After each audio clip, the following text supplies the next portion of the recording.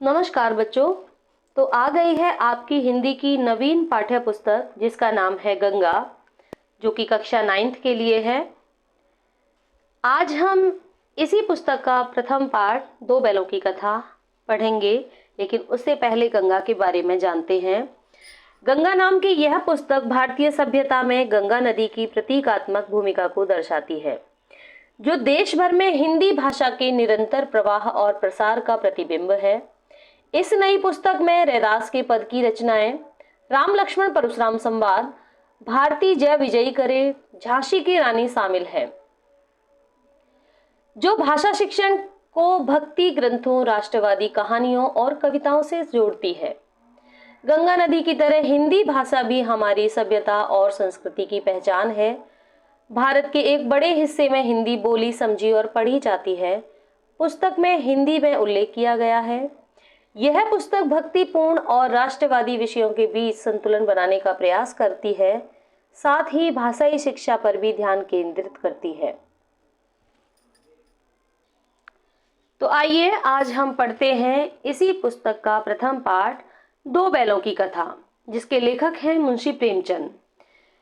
प्रेमचंद जी द्वारा लिखित कहानी दो बैलों की कथा हिंदी साहित्य में सामाजिक और नैतिक मूल्यों का अद्वितीय उदाहरण है। इस कहानी में हीरा और मोती नामक दो बैलों की यात्रा का वर्णन है, जिन्हें उनके मालिक झूरी ने बहुत प्रेम से ही पाला है। यह कहानी न केवल पशु जीवन के संघर्ष और संवेदनाओं को दर्शाती है, बल्कि मानवीय समाज के आचरण और दृष्टिकोण पर भी गहरा प्रभाव डालती है। कहानी में स्वतंत्रता, स्वाभिमान और संघर्ष की भावना को खूबसूरती से दर्शाया गया है। तो आइए इस पाठ के कवि परिचय करते हैं। लेखक हैं मुंशी प्रेमचंद जी, जिनका नाम है धनपत राय। जन्म 1880 ईस्वी में लम्ही नामक गांव में हुआ था। उनके माता पिता माता आनंदी देवी और पिता मुंशी अजायब राय। उपाधि उपन्यास सम्राट। इनकी प्रमुख रचनाएं गोदान, गबन, सेवा सदन, कर्मभूमि, मानसरोवर और अनेक रचनाओं का इन्होंने निर्माण किया है। इनकी मृत्यु 8 अक्टूबर 1936 ईस्वी को हुई थी। इस पाठ का माइंड मैप के मुख्य पात्र हैं हीरा और मोती, जो कि पछाई जाति के सुंदर बैल हैं। झूरी काछी, जो दोनों हीरा और मोती दोनों बैलों का मालिक है। गया, झूरी का साला, एक छोटी बच्ची जो गया के घर में रहती है। एक दड़ियल आदमी जो कि बैलों को नीलाम करने के लिए आता है। पाठ का मुख्य विषय स्वतंत्रता के लिए संघर्ष करना, सच्ची मित्रता, पशुओं के प्रति संवेदनशीलता। प्रमुख स्थान झूरी का घर, गया का घर और कांची हाउस।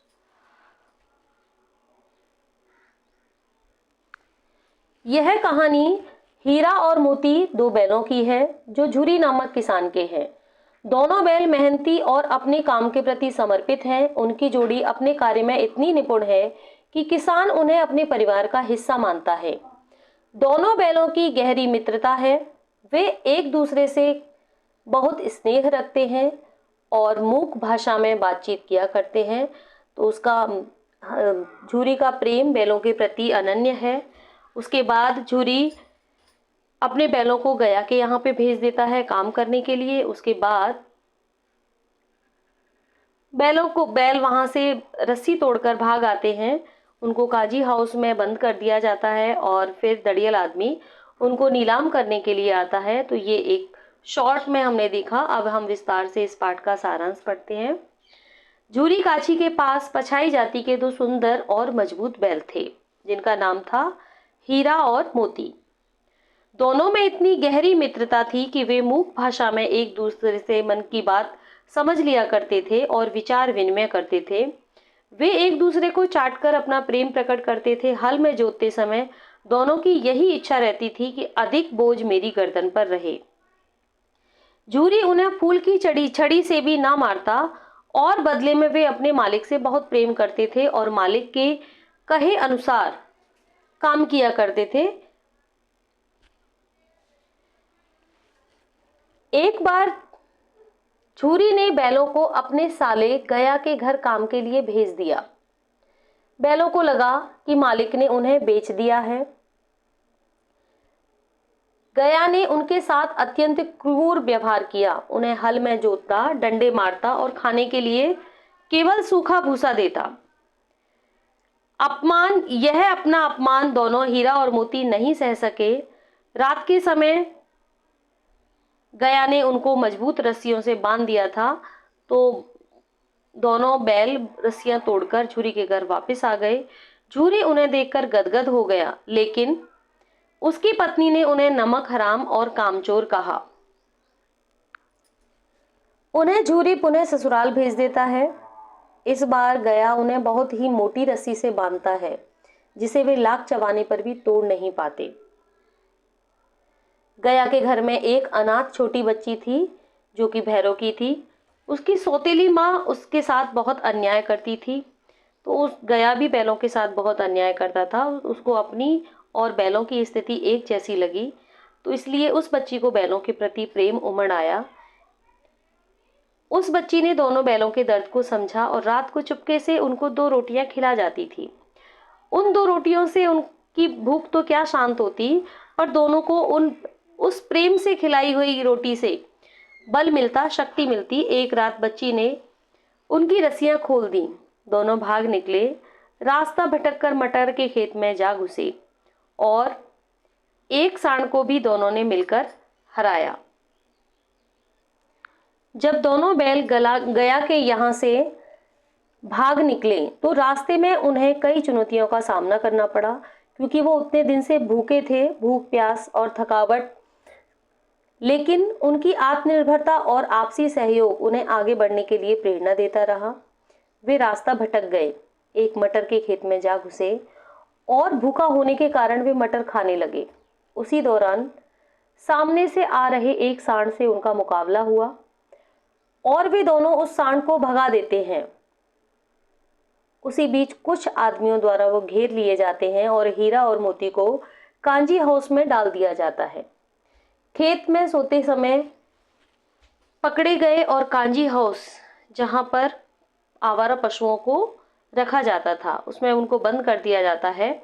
1 सप्ताह तक वहां पर भूखे रहे। मोती ने सींग मारकर कांजी हाउस की कच्ची दीवार गिरा दी और कई जानवरों की जान बचाई, लेकिन हीरा बंधे होने के कारण वह खुद नहीं भाग सका। अंततः दोनों एक क्रूर कसाई दड़ियल के द्वारा नीलाम कर दिया गया। कसाई के साथ जाते हुए उन्होंने अपना पुराना रास्ता पहचान लिया, दौड़कर झूरी के दरवाजे पर पहुंच गए और दड़ियल को खदेड़ दिया। रास्ता पहचानते हुए अपने घर की तरफ जब वो मुड़ जाते हैं, झूरी द्वार पर बैठा हुआ था। अचानक दोनों बैलों को देखकर वह उन्हें अपने गले से लगा लेता है। अंत में झूरी की पत्नी भी उनका माथा चूम लेती है। हीरा और मोती की तुलना। हीरा शांत, गंभीर और अत्यंत सहनशील था, जबकि मोती उग्र, विद्रोही और जल्दी से क्रोधित होने वाला था। हीरा समझदार, मुसीबत में संयम से काम लेता था, जबकि मोती भावुक और बिना सोचे समझे प्रतिक्रिया देता था। मोती की गलतियां, यानी हीरा जो था वो मोती की गलतियां करने से रोकता था मोती को और उसे बचाता था। मोती अत्याचार के खिलाफ तुरंत शारीरिक विरोध करता था। दोनों में अटूट मित्रता, स्वामी भक्ति और आजादी के प्रति तीव्र लालसा थी। मानव और पशु संबंध। झूरी प्रेम और करुणा का प्रतीक है। दोनों बैलों को अपने परिवार के सदस्य के समान मानता है, उनके खाने पीने का पूरा ध्यान रखता है, मारपीट उनके साथ बिल्कुल भी नहीं करता। गया शोषण और स्वार्थ का प्रतीक है। बैलों को केवल मशीन समझता है, कठोर परिश्रम करवाता है और सूखा भूसा देता है। वह निर्दयी और अत्याचारी है। दड़ियल आदमी, जो कि अत्यंत क्रूर है, पशुओं के प्रति पूरी तरीके से संवेदनहीन है, उन्हें केवल अपने आर्थिक लाभ के लिए ही देखता है। पाठ में आए विभिन्न तथ्य। गधे का प्रतीक। समाज में गधे को सबसे बुद्धिहीन माना जाता है, लेकिन प्रेमचंद के अनुसार गधा अपनी अत्यधिक सहिष्णुता, सीधेपन और सुख दुख में समान रहने के कारण ऋषि मुनियों के समान है।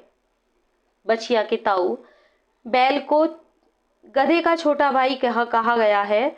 समाज में बछिया के ताऊ मुहावरे का प्रयोग मूर्ख व्यक्ति के लिए प्रयोग किया गया है। गधे के सीधेपन की तुलना विदेश यानी अफ्रीका और अमेरिका में रहने वाले उन भारतीयों से की गई है जो बिना विरोध किए सब अत्याचार सह लेते हैं और इसीलिए उन्हें सभ्य नहीं माना जाता है। इस पाठ से हमें सीख मिलती है कि हमें आज़ादी के लिए संघर्ष करना चाहिए।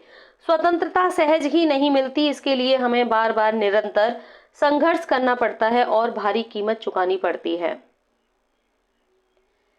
सच्ची मित्रता और एकता। संकट के समय मित्रों को एक दूसरे का साथ कभी नहीं छोड़ना चाहिए।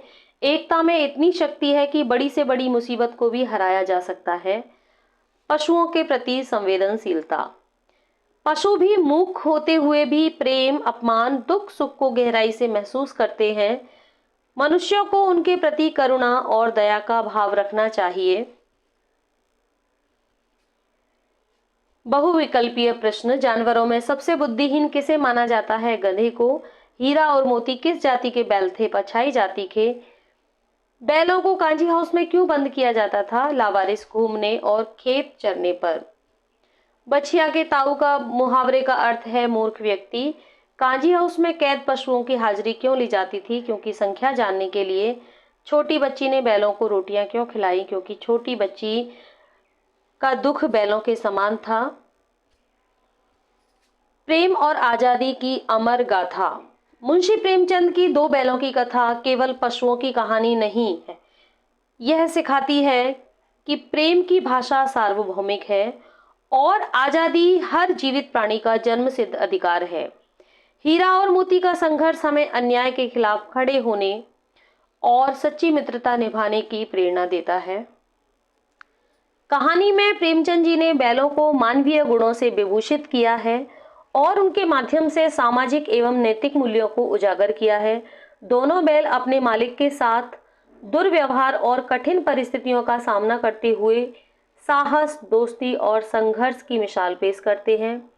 यह कहानी हमें सिखाती है कि केवल इंसान ही नहीं, पशु भी संवेदनशील और सम्मान के अधिकारी होते हैं।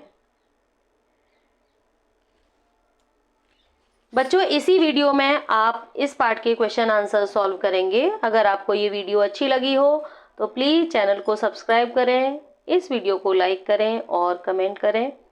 तो आगे इस पार्ट के क्वेश्चन आंसर्स।